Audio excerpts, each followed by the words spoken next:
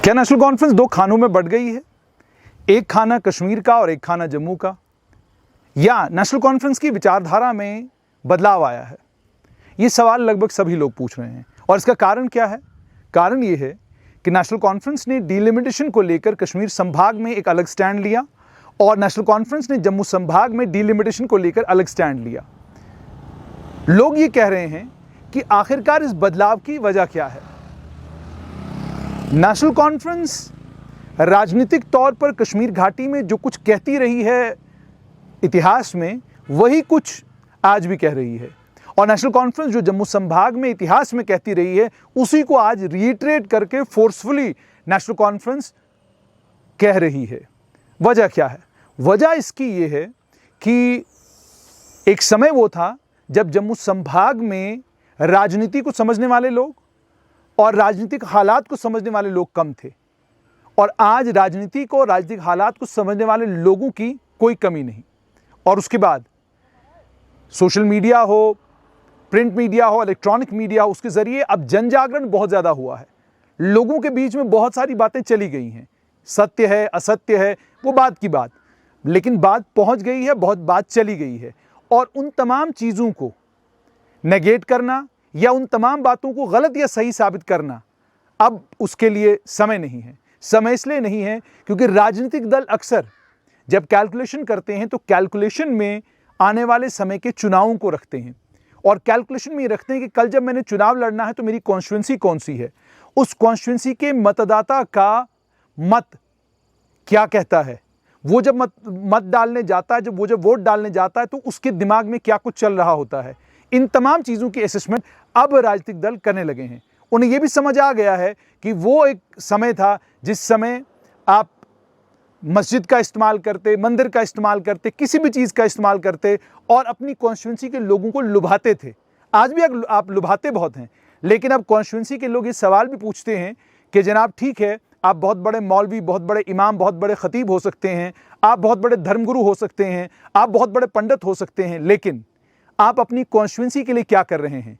आपके यहाँ स्वास्थ्य की सुविधाएं कैसी हैं? आपके यहाँ एजुकेशन की सुविधाएं कैसी हैं? बिजली, पानी, सड़क का आपके यहाँ हाल क्या है? आप अपने इलाके में बहुत सम्मानित व्यक्ति हो सकते हैं, लेकिन अगर आप अपने क्षेत्र में, अपनी कॉन्स्टिट्यूंसी में लोगों के बीच में नहीं हैं, आप आम आदमी के काम नहीं आ रहे हैं, आप आम आदमी का काम नहीं कर रहे हैं, तो आप अगली बार चुनाव में जीतेंगे, अब इसकी प्रोबेबिलिटी लगभग ना के बराबर है।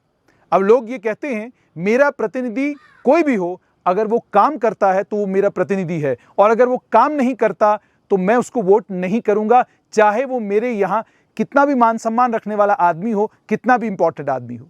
हालांकि बहुत हद तक आज भी एक वर्ग ऐसा है, एक वर्ग विशेष ऐसा है, जिस वर्ग में आज भी आप काम करें उस समाज के बीच में, काम ना करें उस समाज के बीच में, आप कोई बड़े धार्मिक धर्मगुरु हैं, लोग आपको उसी चक्कर में वोट दे डालते हैं। सिर्फ आपको ही नहीं, बल्कि उस धार्मिक धर्मगुरु के साथ जुड़े हुए जितने भी लोग हैं, उन लोगों को भी वोट केवल मात्र इसीलिए पड़ता है क्योंकि वो उस धार्मिक धर्मगुरु के साथ जुड़े हुए हैं, और उस धार्मिक धर्मगुरु की अपनी एक इंपॉर्टेंस है, अपनी एक रेलेवेंस है समाज में, जिस इंपॉर्टेंस और रेलेवेंस के चलते आप वोट डालते हैं। हालांकि ये गलत है। ये गलत इसलिए है क्योंकि आप वोट डाल रहे हैं सिर्फ एक धार्मिक धर्मगुरु के कहने पर, तो उसके बाद आपको कोई अधिकार नहीं है कि आप अपने क्षेत्र के एमएलए को, एमपी को ये सवाल पूछें कि जनाब मेरा नलका नहीं लगा, मेरे यहाँ बिजली, पानी और सड़क की सुविधाएं नहीं हैं, कम सुविधाएं हैं, स्वास्थ्य सुविधाओं के लिए मैं परेशान हूँ, कोविड के बीच में मैं परेशान हुआ। ये सारे सवाल फिर नहीं पूछ सकते आप। क्यों? क्योंकि आपने वोट तो इन सभी सुविधाओं के लिए दिया ही नहीं था। अब ये तमाम चीज़ें नेशनल कॉन्फ्रेंस की आज की जो लीडरशिप है, लगता है कि उनके दिमाग में ये बात बैठ चुकी है कि अब अगर हमें जनप्रतिनिधि बनना है तो हमको लोगों के बीच में जाकर उनके मुद्दे, उनके मसले, उनकी परेशानियों को हल करना होगा। यदि हम ऐसा नहीं करेंगे, यानी अगर हम ऐसा नहीं करते हैं, तो हमको वोट नहीं मिलेगा। यही कारण है कि कश्मीर में एक अलग स्वर में नेशनल कॉन्फ्रेंस बोल रही है और जम्मू में एक अलग स्वर में नेशनल कॉन्फ्रेंस बोल रही है।